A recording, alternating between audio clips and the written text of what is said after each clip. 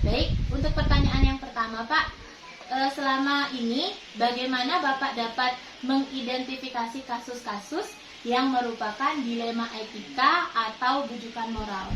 Ya, baik, terima kasih Bu Ade atas pertanyaannya. Ini merupakan permasalahan yang sangat krusial sebagai seorang pemimpin, di mana ketika kita mengambil sebuah keputusan itu, seorang pemimpin itu tidak bisa sembarang tentunya dalam mengambil keputusan. Ketika saya mengambil keputusan dalam menangani suatu permasalahan, itu pastinya saya tidak bisa dulu sendiri. Ya. Saya pastinya yang pertama mengidentifikasi dulu permasalahannya itu apa. Setelah mengetahui permasalahannya itu, baru saya berkolaborasi dengan rekan-rekan, tentunya yang rekan-rekan bisa senior yang ada di sekolah gitu ya, untuk dimintai pendapat gitu tentang permasalahan yang terjadi. Sehingga berarti itu semacam prosedur yang biasanya Bapak lakukan ya? Itu pengalaman saya pribadi gitu. Iya. Jadi kalau boleh tiang tahu bagaimana Bapak mengartikan perbedaan dari dilema etika atau bujukan moral? Ya, kalau menurut saya, kalau dilema etika tuh dimana seseorang itu kan dihadapkan dengan situasi dimana ketika mengambil keputusan itu dihadapkan dengan benar sama benar seperti ini. Terus kalau yang lagi satu bujukan moral itu kan dimana seseorang itu dihadapkan, dimana seseorang itu mengambil keputusan dihadapkan dengan benar lawan salah gitu. Jadi kalau dilema etika itu nilai benar lawan benar, iya. Sedangkan untuk bujukan moral itu ada nilai benar dan salah, seperti itu Pak ya. Dalam mengambil keputusan pada kasus dilema etika seperti yang Bapak sampaikan tadi, apakah hal-hal apa saja yang menurut Bapak anggap itu sudah efektif? Saya biasanya yang saya alami ya berkomunikasi dengan rekan-rekan, seperti mengidentifikasi siapa yang perlu saya diajak libatkan dalam berkolaborasi. Jadi jangan kita mengambil keputusan sepihak gitu. Berarti yang Bapak anggap efektif kalau bisa saya tangkap berkolaborasi dengan pihak lain. Baik, dalam mengambil keputusan itu apakah Bapak bisa apa saja yang merupakan tantangan yang sudah Bapak pernah hadapi? Nah, kita tantangannya saya itu pada saat itu semuanya benar, gimana saya mengambil keputusan. Nah, tentunya terkadang saya bisa mengambil keputusan seperti membuat resume Mbak Ade dengan menambahkan juga dengan keputusan yang saya ambil. Oke, berarti tantangannya itu dalam perbedaan pendapat Pak ya? Iya, perbedaan pendapat yang Bapak lihat sepertinya semuanya benar. Iya, gitu, seperti Pak, ya? itu Pak. Oke, nah ketika Bapak melihat ada sebuah kasus tentang dilema etika, lalu Bapak dituntut untuk mencari penyelesaiannya untuk mengambil keputusannya. Apakah Bapak akan langsung menyelesaikannya di tempat, atau Bapak memiliki ada sebuah jadwal khusus? Tergantung masalahnya juga Mbak Ade. Berat atau tidaknya suatu permasalahan. Tetapi ketika umpamanya permasalahannya ya kalau memang bisa diputuskan pada saat itu juga saya harus memutuskan. Memang tidak bisa diselesaikan pada hari itu, mungkin bisa kita komunikasikan dengan beberapa pihak. Jawabannya tergantung dengan permasalahan itu ya, sendiri, kasus. Pak, ya. Apakah ada faktor-faktor yang bisa mempermudah atau membantu Bapak dalam menyelesaikan kasus-kasus dilema etika itu? Faktornya pasti satu, pengalaman seseorang yang saya ikut terlibat di dalamnya ya, karena itu sangat membantu sekali. Juga ada lagi dari contoh ya, kan kadang mendengar dari permasalahan dari contoh dari guru sekolah lain seperti itu. Oh seperti ini pengambilan keputusannya. Jadi saya juga bisa belajar dari orang lain tersebut, dari kasus tersebut. Oh seperti ini loh cara penanganannya. Berarti yang kedua belajar dari kasus yang pernah terjadi sebelumnya, gitu ya Pak. Dari semua hal yang sudah Bapak sampaikan tadi tentang pengambilan keputusan dilema etika itu, pembelajaran apa yang Bapak bisa petik dari pengalaman-pengalaman itu tadi Pak?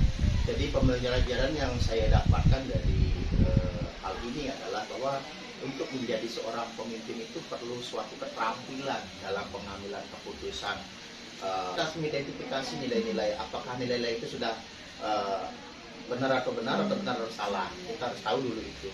Kemudian ketika itu terjadi pun kita juga harus bisa mengidentifikasi siapa yang nantinya pihak-pihak perlu dilibatkan dalam permasalahan tersebut.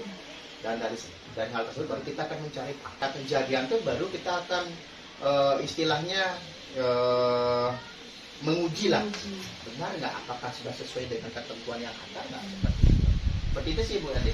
Wah, iya, terima kasih Pak. Ini kan tadi wawancara saya bersama dengan Pak Putu Prayanto selaku pemimpin di SMP Negeri 3 Groga.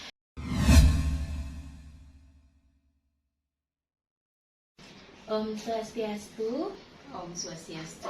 Halo, salam dan bahagia untuk kita semua. Saya sedang berada di SMA PGRI Seririt dan saya tidak sendiri. Saya bersama Ibu cantik di sebelah saya. Silakan perkenalkan diri, Bu. Hai, perkenalkan saya Ketut Sukati dari SMA PGRI Seririt.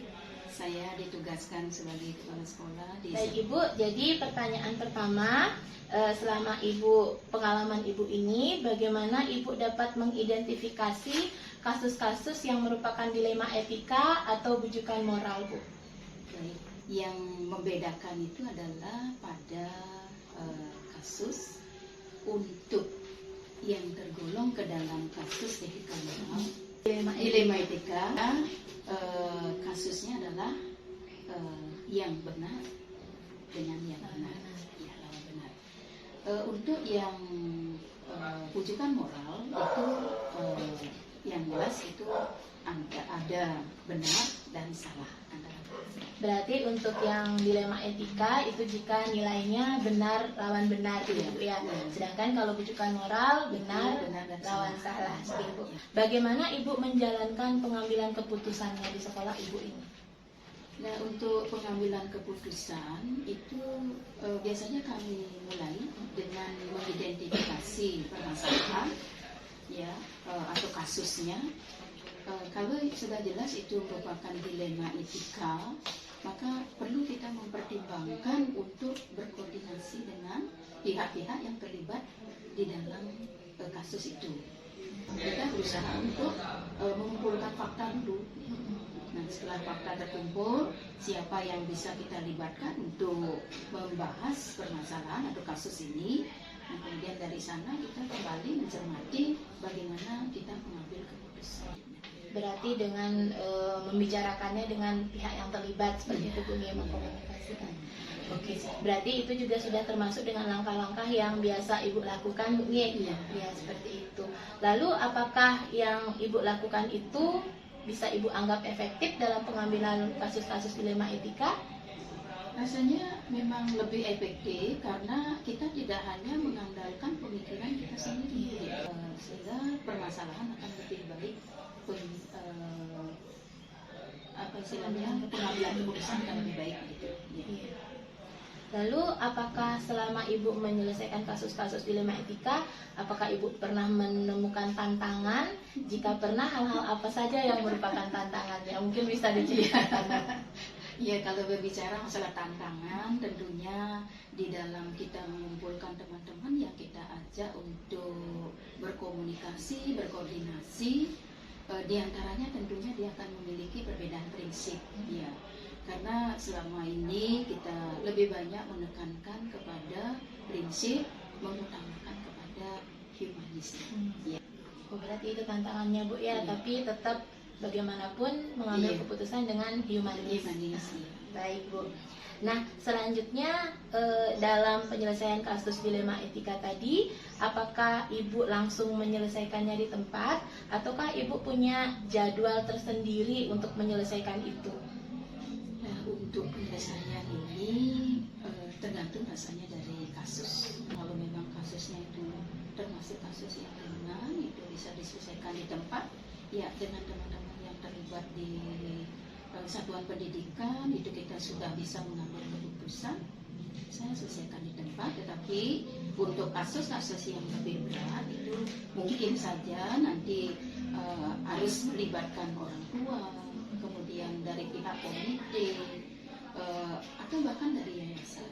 Itu dia akan tunda dengan penyelesaiannya sambil mengumpulkan data atau fakta. Nah, itu nanti kami menghubungi pihak yayasan. terlaksana. Selanjutnya Bu, apa ada faktor-faktor lain yang dapat mempermudah atau membantu Ibu dalam pengambilan keputusan kasus dilema etika ini? Memang banyak yang membantu, mempermudah untuk pengambilan keputusan. Yang pertama, kita punya guru yang sudah juga berpengalaman lama di sini, dan di samping juga terutama adalah kesadaran kita untuk melayani anak-anak, untuk bisa memberikan yang terbaik, memberikan rasa nyaman dan aman. Baik. Berarti kalau bisa saya simpulkan faktornya dari guru dan juga dari murid gitu Bu ya. Nah ini yang terakhir Bu, dari semua hal yang sudah Ibu sampaikan tadi, pembelajaran apa yang bisa Ibu petik dari pengalaman Ibu mengambil keputusan tentang kasus dilema etika? Yang pertama, kalau pengambilan keputusan itu memberikan dampak positif baik dalam jangka pendek maupun dalam jangka panjang, kita merasa ada kepuasan tersendiri. Kemudian juga pengambilan keputusan yang sudah diambil dengan tahapan kita berkoordinasi rasanya lebih baik dibandingkan hanya dipikirkan sendiri. Bagaimana cara berkomunikasi gitu Bu ya, berkolaborasi dalam pengambilan keputusan. Jadi lebih mungkin keputusannya bisa lebih bertanggung jawab gitu, jadinya bisa dipertanggungjawabkan. Baik Ibu, saya rasa cukup itu saja pertanyaan yang ingin saya ajukan pada kesempatan kali ini. Terima kasih Ibu sudah mau berbagi, sudah mau sharing tentang pengalaman Ibu dalam pengambilan keputusan.